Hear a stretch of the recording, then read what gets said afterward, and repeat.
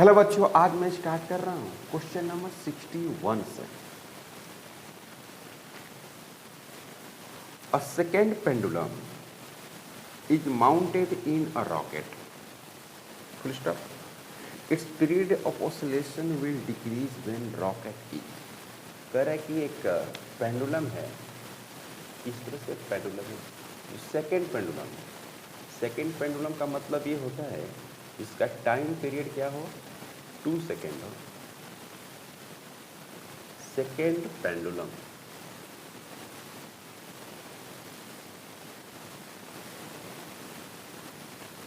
Time period कितना होना चाहिए? टाइम पीरियड होना चाहिए 2 सेकेंड। सेकेंड पेंडुलम मतलब कि टाइम पीरियड 2 सेकेंड होना चाहिए। अब इसको क्या करता है, एक रॉकेट में रख देता है और इसको ऊपर की तरफ भेज देता है। मतलब ये कहा है कि टाइम पीरियड डिक्रीज कब करेगा, ये सवाल ये है। हम कह रहे कि इसको ए कांस्टेंट एक्सेलरेशन है। अगर कांस्टेंट एक्सेलरेशन से हम इसको ऊपर भेजते हैं, इसमें जी इफेक्टिव जो होगा, जी इफेक्टिव जो होगा वो क्या होगा, जी प्लस ए हो जाएगा। ओके, यहाँ पर टी बराबर 2 पाई रूट अंडर एल बटे जी होता है। तो अब क्या है भैया, टी इफेक्टिव मतलब कि टाइम बदल जाएगा और क्या हो जाएगा, 2 pi root under L divided बटे जी इफेक्टिव। मतलब कि टी जो इफेक्टिव आ रहा है बच्चों, टी इफेक्टिव वो हो गया 2 pi root under L divided बटे जी प्लस ए। तो when rocket goes off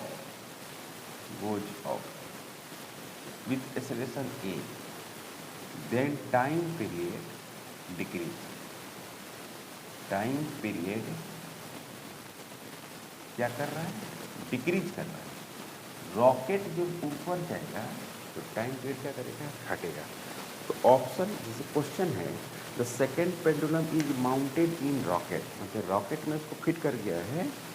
it's period of oscillation will decrease when rocket is, मतलब कि पीरियड घटेगा, टाइम पीरियड घटेगा, रॉकेट कहाँ जाएगा, ऊपर जाएगा, moving up with uniform acceleration. तो ऑप्शन क्या हो जाएगा, डी, और डी ही ऑप्शन सही है। समझ में आई या नहीं आया आपको, समझ में आ गई? ओके, तो ये थ्योरी में आप पढ़े हैं, जी फैक्टिव इजिकल टू जी प्लस ए आएगा, ये आप थ्योरी में पढ़े हैं, इसको मैंने यहाँ पर रखा है। Okay, question number 62।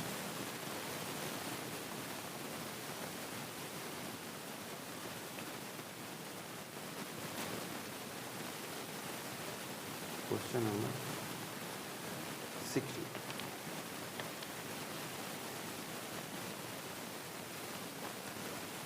A simple pendulum is suspended from a roof of a trolley which moves in the horizontal direction with an acceleration a. Then the time period is given by t is equal to, जैसे कि simple जो होता है time period वो क्या होता है, t is equal to 2 pi root under L बटे जी। सिंपल पेंडुलम का ये होता है टाइम पीरियड, जो आपको मालूम है। ओके, इसको ऐसे सस्पेंडेड किया जाएगा इस तरह से।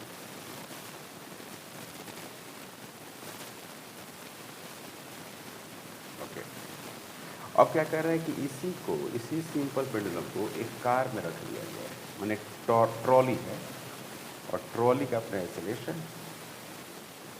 ट्रॉली का एक्सेलरेशन ए इधर है और इसमें एक सिंपल पेंडुलम को ऐसे रखा गया है। तो एक्चुअली ये हो जाएगा ऐसे, समझ रहे बात को? इसके अबाउट वो आगे पीछे करेगा, इसके अबाउट। तो इसमें जो जी है वो कहाँ आएगा, इधर आएगा, और ये ब्लॉक इधर जा रहा है, तो इसका ट्रॉली इधर जा रहा है, तो स्यूडोपोट कहाँ आएगा, इधर आएगा। तो जी इफेक्टिव जो आएगा वो इधर आएगा, दोनों एक दूसरे पर परपेंडिकुलर हो जाएगा। तो जी इफेक्टिव कैलकुलेट कैसे करेंगे बच्चे? G effective is equal to root under g square plus a square plus 2g into a cos 90। दोनों के बीच का एंगल कितना है? 90। तो 90 होगा तो 0 हो जाएगा। तो g effective is equal to root under g square plus a का स्क्वायर। ओके, तो ये जी इफेक्टिव हो गया। तो यहाँ पर लिखेंगे क्या है? T effective is equal to 2 pi root under L divided बटे, जैसे क्वेश्चन में है तो क्वेश्चन में है कि ए डैश है, एल बटे ए डैश, ए डैश, तो यही जी इफेक्टिव ही ए डैश हो गया। तो ए डैश इज इक्वल टू हो गया जी का स्क्वायर प्लस ए का स्क्वायर, यही हो गया ऑप्शन। और ऑप्शन में है आपको डी, इसका भी ऑप्शन क्या है? डी। क्लियर? कोई डाउट? थ्योरी में ये सारी बातें आप पढ़ेंगे, ये सारी बातें आपको थ्योरी में मिला होगा। क्लियर है बच्चों?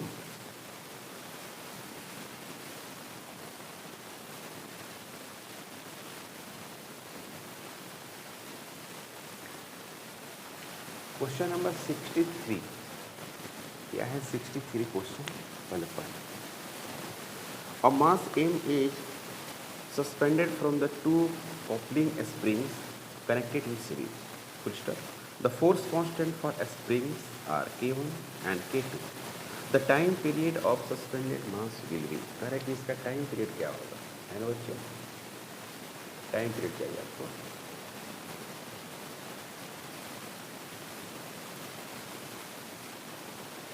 ये एम हो गया, यहाँ पर क्या हो गया? K1, ये क्या हो गया? K1 हो गया, K2। क्लियर? तो इसका हमको टाइम पीरियड चाहिए। तो T इज इक्वल टू जो होता है 2 pi root under M divided by K. तो के सीरीज में हो जाएगा। तो के सीरीज जिसका निकालेंगे हम लोग, वो क्या लिखेंगे? 1/K1 प्लस 1/K2, है ना? यहाँ पर लिखेंगे 1/KS is equal to K1 K2 divided by K1 plus K2। यहाँ पर क्या होगा? KS is equal to K1 K2 divided by K1 plus ऐसे लिख सकते हैं। ओके, तो यहाँ पर क्या होगा? T बराबर 2 pi root under M divided by KS। यहाँ पर लिखेंगे क्या? K1 फिर K2 divided by K1 plus K2 ऐसे। तो यहाँ पर क्या हो गया? T is equal to 2 pi root under M divided by K1 K1 और K2, फिर क्या हो गया? K1 प्लस K2 ऐसे। तो आप देख सकते हैं कि ऑप्शन क्या है? ऑप्शन डी है। इसका भी आंसर क्या होगा? D, D option correct. Okay, तो ये था क्वेश्चन नंबर 63। तो सीरीज में 2 स्प्रिंग दिया हुआ है और उसका आपको टाइम पीरियड बताना है। तो मैंने उसको क्या निकाला? के इक्विवेलेंट आप कैलकुलेट करें। के इक्विवेलेंट, जैसे ही के इक्विवेलेंट आपको आएगा तो यहाँ पर हो जाएगा वैल्यू 64। करें कि when an oscillator completes 100 oscillations, its amplitude reduced to 1/3.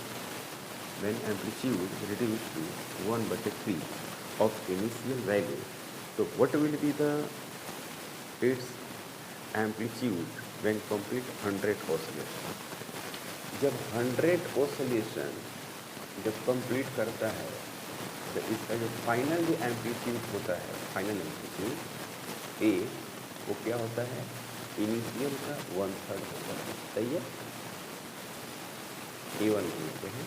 और जब 200 हो रहा है ओसिलेशन, तो आपको बताना है कि A2 क्या होगा। यही सवाल है ना भाई? यही सवाल है। ये 100 ओसिलेशन में जो एम्पलीट्यूड हो रहा है, एम्पलीट्यूड आपको पता है कि टाइम के अकॉर्डिंग घटता है, ये आपको मालूम है। तो 100 ओसिलेशन में घट के क्या हो रहा है? A0/3 हो जा रहा है। तो कह रहे कि 200 ओसिलेशन में कितना घटेगा, ये सवाल है। तो वी नो दैट, आप जानते हैं कि अगर वी नो दैट, आप जानते हैं कि टाइम अगर बढ़ता है, टाइम अगर बढ़ेगा, टाइम तो बढ़ेगा ही, तो एम्पलीट्यूड क्या करेगा, घटेगा। मतलब कि a is equal to a not e के power minus b into t, ऐसा होता है, लेकिन इसी तरह से। क्लियर? ओके, तो ये है आपका 100 ऑसिलेशन यहाँ पर दिया है ना, 100 ऑसिलेशन की। तो टाइम पीरियड, अगर हम टाइम की बात करेंगे इसका टाइम का, तो 100 ऑसिलेशन, तो इसमें अगर हम टाइम पीरियड की बात करेंगे, पहला अगर इक्वेशन हम लिखते हैं यहाँ पर बी एनी कांस्टेंट होता है, बी कांस्टेंट, जिसको हम डैम्पिंग कांस्टेंट बोलते हैं।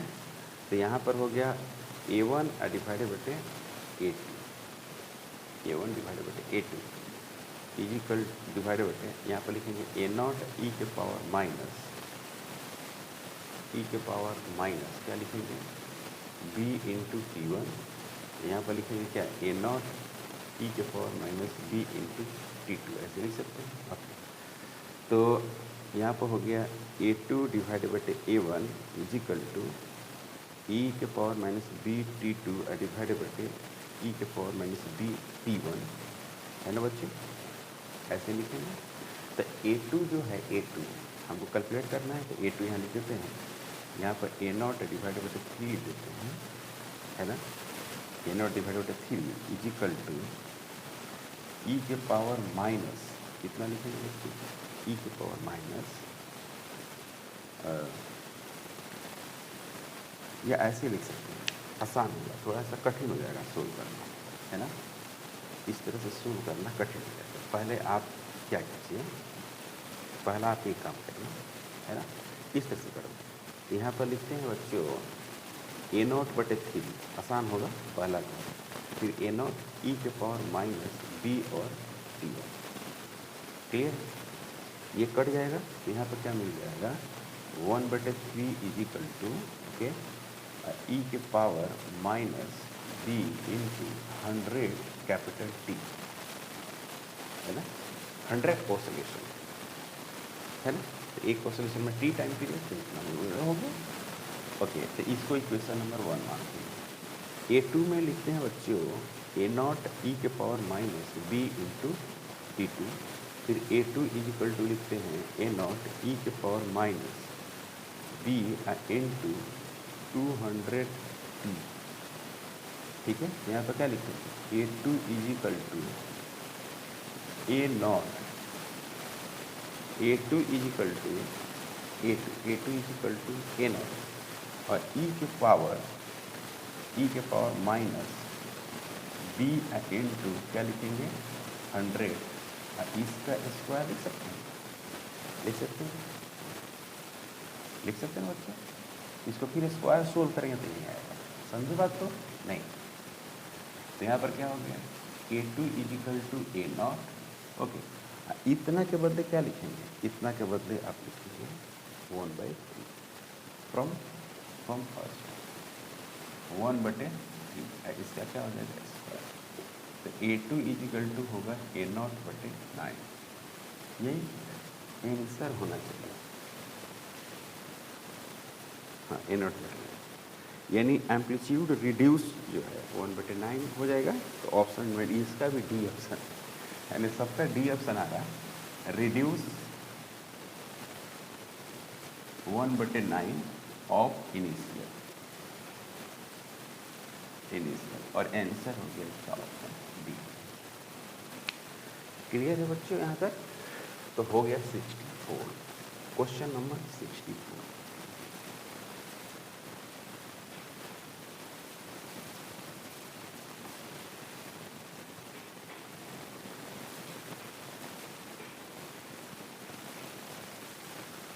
क्वेश्चन नंबर 64, अब है question number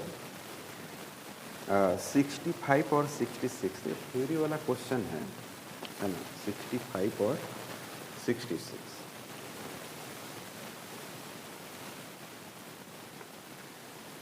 in case of force vibration होता है, the resonance peak becomes very sharp when the damping force is small, है ना। डैम्पिंग फोर्स जब स्मॉल होता है ना तो रिजोनेंस शार्प होता है। Damping force small, damping force small, है ना, तो रिजोनेंस शार्प होगा। रिजोनेंस शार्प, है ना, फोर्स स्मॉल, फोर्स स्मॉल तो रिजोनेंस शार्प होगा और स्मॉल ऑप्शन ए होगा आंसर। जैसे मान लीजिए कि इस तरह से है, ऐसे स्प्रिंग है, ये एम ब्लॉक है, के कांस्टेंट है सी, इसमें आप फोर्स लगा दिए F equal to F naught sine omega T, इस तरह से, तो इसमें स्मॉल होना चाहिए, ये स्मॉल होगा ना, थोड़ा सा डिस्प्लेस करेंगे तभी ये अप डाउन करेगा। ज़्यादा फोर्स लगा देंगे तो डिफॉर्म हो जाएगा, डिफॉर्म होगा तो फिर वो आपस अप डाउन नहीं करेगा, ठीक है।